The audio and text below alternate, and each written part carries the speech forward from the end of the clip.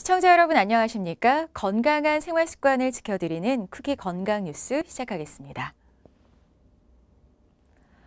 감염 사고 등을 방지하기 위해 앞으로 출입이 허용되지 않은 외부인은 병원의 수술실과 분만실, 중환자실에 들어갈 수 없게 됩니다.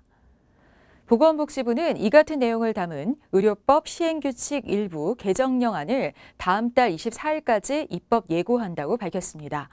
이 개정안에 따르면 환자나 의료인이 아닌 외부인이 수술실 등에 들어가려면 의료기관장의 승인을 받아야 하고 출입 목적과 승인 사항을 기록으로 남겨 1년간 보관해야 합니다. 또 100병상 이상의 의료기관은 병원 내 폭력 등 비상 상황에 대처할 수 있도록 경찰청과 연결된 비상배를 설치하고 보안 인력을 배치해야 합니다. 이 개정안은 오는 10월 24일부터 시행될 예정입니다. 잇몸에 생긴 염증이 잇몸뼈로 확산하는 질환, 바로 치주염인데요. 이 치주염이 있는 사람은 치주염이 없는 사람보다 구강암 발생 위험이 3.7배 더 높은 것으로 분석됐습니다. 서울대 치과대학 연구팀이 구강암 환자 146명과 건강한 대조군 278명을 추적 관찰한 결과인데요. 구강암 환자들의 치주염 유병률은 무려 93.8%를 보였지만 건강한 대조군은 78%로 낮은 편이었습니다. 연구팀은 치주염이 있으면 구강암이 발생할 위험도가 3.7배에 달하는 것으로 파악됐다며 이런 연관성은 여성일수록, 60대 이상 고령일수록, 또 치아 상실 개수가 8개 이상으로 많을수록 두드러졌다고 설명했습니다. 조혈모 세포 이식 수술은 백혈병 같은 난치성 혈액 질환자의 근본적 치료에 필요하지만 비용 부담이 만만치 않은데요. 건강보험 급여 혜택을 받을 수 있는 대상 연령이 상향 조정돼 고령자의 의료비 부담이 크게 줄어들 것으로 보입니다. 보건복지부에 따르면 조혈모 세포 이식 수술 시 건강보험을 적용받을 수 있는 연령이 기존 만 65세 미만에서 70세 미만으로 확대됩니다. 복지부가 행정 예고한 관련 요양급여 기준 개정안은 의견 수렴을 거쳐 다음 달 1일부터 시행될 예정인데요. 그간 만 65세에서 70세 미만 연령대의 고령자가 이식을 받을 때 수술비 등을 포함해 평균 3,400만 원가량의 비용을 지불해야 했지만 앞으로는 비급여 진료비를 제외하고 본인 부담금으로 5에서 10%만 내면 됩니다. 한국인의 적정 음주량은 얼마나 될까요? 국내 연구팀이 한국인을 대상으로 연구된 알코올 문헌들을 고찰한 뒤 가이드라인을 제시했습니다. 10여 년에 걸친 연구를 진행한 충남대병원 가정의학과 연구팀은 나이와 술을 분해하는 체질 등을 고려할 때 한국 성인 남성의 주당 적정 음주량은 8잔 이하, 여성은 4잔 이하, 1회 최대 음주량은 3잔 이하, 여성은 2잔 이하라고 발표했습니다. 이는 미국 국립보건원이 규정한 표준 한 잔, 즉 맥주 한 캔, 작은 병 맥주 한 병, 와인 한 잔, 양주 한 잔의 개념을 동일하게 적용시킨 양입니다. 20도 소주로 치면 4분의 1병, 막걸리는 한 사발에 해당합니다. 전립선암 치료법 중 남성 호르몬을 차단하는 호르몬요법이 암을 제거하는 수술에 비해 사망 위험을 높인다는 연구 결과가 나왔습니다. 서울 성모병원 비뇨의학과 연구팀이 전립선암 환자 4,500여 명을 대상으로 수술 치료와 호르몬 치료에 따른 사망 위험을 비교 연구했는데요. 호르몬 치료를 받은 환자들의 5년 생존율은 77.7%로 수술 치료를 받은 환자들이 기록한 92.4%보다 낮았습니다. 더불어 호르몬 치료 그룹은 사망 위험률도 3.42배 더 높게 나타났는데요. 연구팀은 75세 이상 고령 환자와 3기 이상 진행성 전립선 암에서도 수술 치료의 생존율이 높아 공격적 치료를 고려할 수 있다고 전했습니다.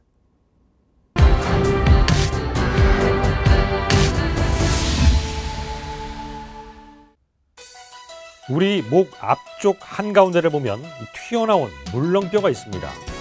물렁뼈 아래 그 기도를 감싸고 있는 나비 모양의 내분비 기관이 갑상선인데요. 갑상선은 우리 몸속 에너지 대사에 관여하는 요오드를 음식을 통해 흡수해서 호르몬을 만들어냅니다. 이 호르몬은 체온을 유지하고 대사량을 조절하면서 신체 기관의 기능이 정상적으로 유지될 수 있도록 돕습니다. 그런데 이 갑상선 호르몬은 적정량이 있습니다. 몸에서 필요한 만큼만 있으면 되는데 이게 지나치면 문제가 됩니다. 이 질환 이름은 갑상선 항진증. 방치하면 발작이나 심장질환 가능성을 높일 수 있기 때문에 주의가 필요합니다. 손떨림 증상이 계속되자 신경계 질환을 의심하고 병원 신경과를 찾았던 이혜진 씨. 진료 결과 신경 쪽엔 이상이 없었습니다. 대신 갑상선 호르몬이 너무 많이 분비되고 있다는 진단을 받았고 이후 4년간 하루도 빠짐없이 약을 먹어야 했습니다. 많이 자도 피곤이 풀리지 않는 게 처음에는 그냥 잠이 많아서 그런 줄 알았는데 그 갑상선 기능 항진증 때문에 피곤할 수 있다고 하더라고요. 중간에 한번 갑상선 목 쪽으로 몽우리가 잡혀가지고 검사를 한 적이 있는데 그것도 갑상선 기능 항진증 때문에 갑상선에 몽우리가 생길 수 있다고 하더라고요. 갑상선 항진증에 걸리면 필요 이상으로 만들어진 에너지를 소모하느라 식욕은 커지고 체중은 줄어듭니다. 또 평소에 비해 몸이 뜨거워지며 피로감이 높아질 수 있습니다. 자율신경 기능도 자극을 받는데 심박수가 빨라지면서 쉽게 흥분하거나 집중력이 저하되기도 합니다. 이 같은 증상의 갑상선 항진증은 또 다른 원인 질환 때문에 주로 발생하는데요. 그 원인 질환의 이름이 그레이브스병입니다. 그레이브스병은 일종의 자가면역 질환으로 면역 체계가 오작동을 일으켜 정작 대응해야 할 바이러스 같은 외부 항원이 아닌 내부 정상 조직을 교란시켜버립니다. 자가면역에 의해 만들어진 항체는 갑상선을 자극하고 이로 인해 호르몬이 끊임없이 생성됩니다. 갑상선 호르몬이 몸에서 상승한 상태로 유지되게 되면 그 심박출량이 증가를 하게 되면서 결국은 심장에 과부하가 걸리는 상태가 오랫동안 지속이 되게 되는데요. 그런 상태가 되면은 이제 심부전이 될 수가 있고 또 워낙에 갑상선 항진증 자체가 맥박수를 빠르게 하는 영향을 주기 때문에 빈맥이나 부정맥 같은 현상이 발생할 수 있습니다. 드물게는 갑상선 중독발증이라고 해서 고열이나 의식장애 같은 것들을 동반하는 그런 심각한 상태가 드물게 발생할 수 있기 때문에 의심되는 증상이 있을 경우에는 조기에 가까운 병원에 방문해서 검사를 받아보시는 것이 좋습니다. 갑상선 항진증 발병 빈도는 여성이 남성보다 3배 이상 높습니다. 여성의 발병률이 높은 이유에 대해서는 명확히 알려져 있지 않지만 면역을 조절하는 유전자, 또 기타 호르몬 분비 과정 등이 영향을 미치는 것으로 추정되고 있습니다. 또 전체 진료 인원 가운데 3분의 2는 이 30대에서 50대가 차지하고 있다고 하는데요. 가족 중에 갑상선 질환자가 있거나 또 스트레스가 심한 경우 더 조심할 필요가 있다고 합니다. 전문의에 따르면 이 갑상선 항진증은 불임이나 유산의 위험을 증가시킬 수 있습니다. 하지만 그건 제대로 치료를 받지 않고 방치할 때 얘기고요. 치료를 통해 갑상선 기능을 정상적으로 유지하면 임신하는 데 문제가 되지 않습니다. 치료 과정에서 받게 되는 약물 치료는 임신 기간 중이더라도 상관이 없다고 합니다. 단, 이 약물의 종류나 용량의 조절은 필요할 수 있으니 전문의와 상담을 갖는 게 좋습니다. 갑상선 항진증은 혈액 검사로 호르몬 농도를 측정해 진단할 수 있습니다. 더불어 갑상선 스캔 검사와 방사성 요오드 섭취율 검사 등을 병행해 병이 걸린 원인을 짚어볼 수 있습니다. 이 갑상선 스캔 검사를 통해서 방사성 요오드가 갑상선에 어느 정도 섭취되는지 그 섭취율을 함께 보는 검사입니다. 그래서 방사성 요오드의 섭취율이 높을수록 이 갑상선 조직이 더 까맣게 나비 모양으로 보이는 것을 알 수가 있는데 보통 그레이브스병인지 아닌지를 감별하기 위한 하나의 감별 진단의 방법으로서 이 갑상선 스캔과 방사성 요오드 섭취율 검사를 진행하게 됩니다. 이게 지날수록 상태가 안 좋다 이제 그런 걸 의미하는 건 아니고요.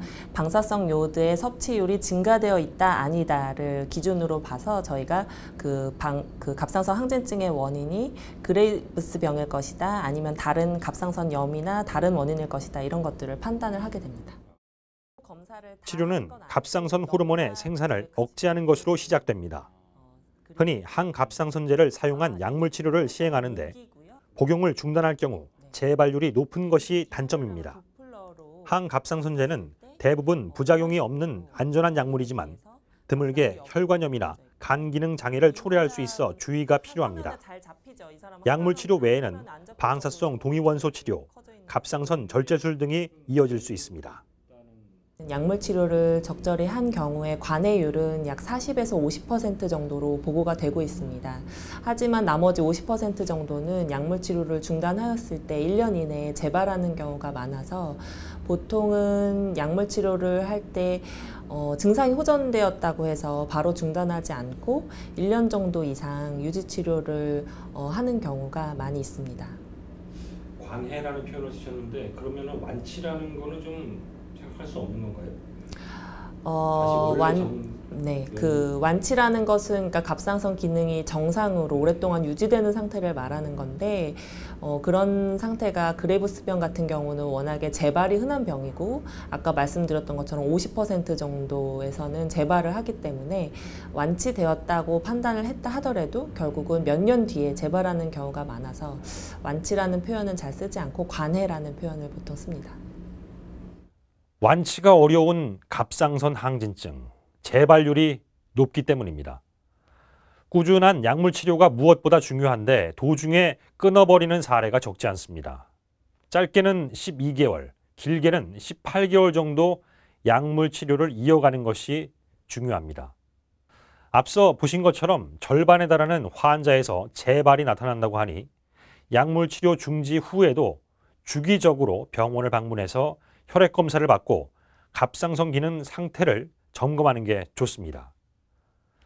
한 가지 더 말씀드리면 갑상선 질환이나 그레이브스병이 있으면 미역이나 다시마 같은 이 해조류를 먹으면 안 된다는 오해가 있는데요. 일반적인 양의 해산물 섭취는 무방하다고 합니다. 또 그레이브스병이 있는 경우 흡연을 하면 갑상선암 병증이 악화될 수 있다는 점도 기억해 주시길 바랍니다.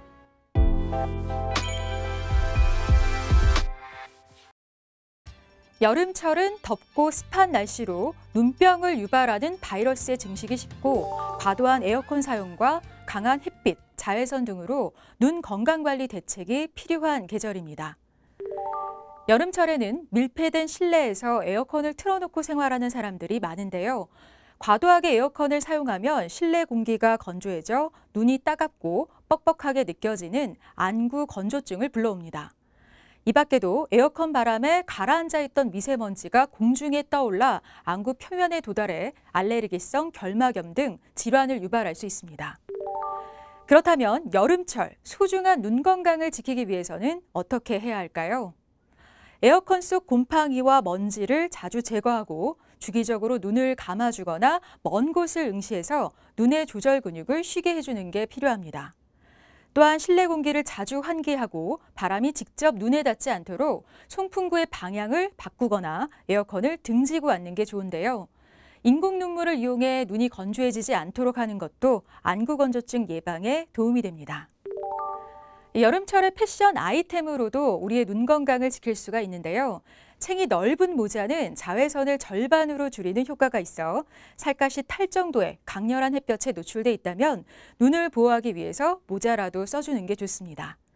또한 선글라스는 자외선이 차단되는 제품인지 꼭 확인해야 하는데요.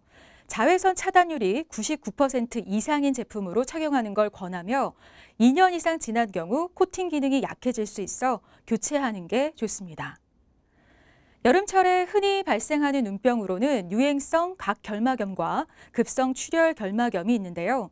이러한 질환이 생기면 눈이 충혈되고 모래가 들어간 것 같은 심한 이물감과 함께 통증이 발생합니다. 눈병이 유행할 때는 어디에서든지 손을 자주 씻고 수건은 개인별로 따로 사용해야 하는데요. 또 발병 후 2주까지는 전염성이 있기 때문에 주위 직장 동료나 가족에게 전염시키지 않도록 주의가 필요합니다. 만약 눈이 가렵거나 눈물, 눈곱이 많을 때는 직접 손을 대지 말고 휴지 등을 사용해 제거해야 하는데요. 2차 세균 감염 및 합병증 예방을 위해서 항생제빈, 안약을 투여하는 것 외에 특별한 치료법은 없지만 차가운 식염수로 눈곱을 씻어내고 얼음물 찜질로 통증을 완화할 수 있습니다. 대부분 급성 출혈 결막염은 7일에서 10일 이내, 유행성 각 결막염은 2, 3주가 지나면 특별한 합병증 없이 자연 치유됩니다. 을지대학교 병원 안과 이순아 교수는 에어컨 바람은 눈을 쉽게 피로하게 해 장시간 사용은 피해야 하고 자외선이 강한 환경에서 선탠 등을 하거나 용접 등 자외선을 사용하는 기구를 다룰 때는 자외선을 철저히 차단하는 보안경을 착용해 눈의 건강을 지켜야 한다고 조언했습니다.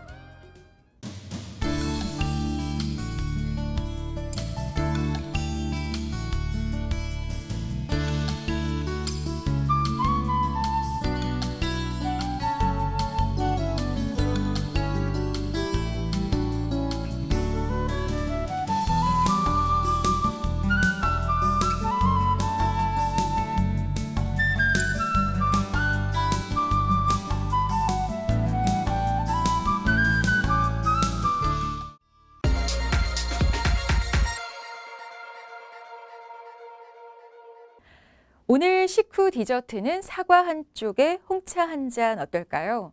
이 사과나 차처럼 플라보노이드가 풍부한 식품을 자주 먹으면 암이나 심장질환으로 사망할 위험을 낮춰준다고 합니다.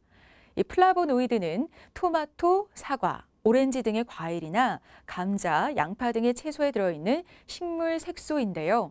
강력한 항산화 물질로도 잘 알려져 있죠. 특히 음주나 흡연을 하는 사람들에게 이 플라보노이드의 효용이 더 크다고 하는데요. 물론 건강을 위해서 술도 담배도 끊는 게 먼저지만 오래된 습관을 하루아침에 바꾸는 건 어려운 만큼 플라보노이드가 풍부한 식품으로 건강 챙겨보시기 바랍니다. 오늘 프리 건강 뉴스는 여기서 마칩니다. 고맙습니다.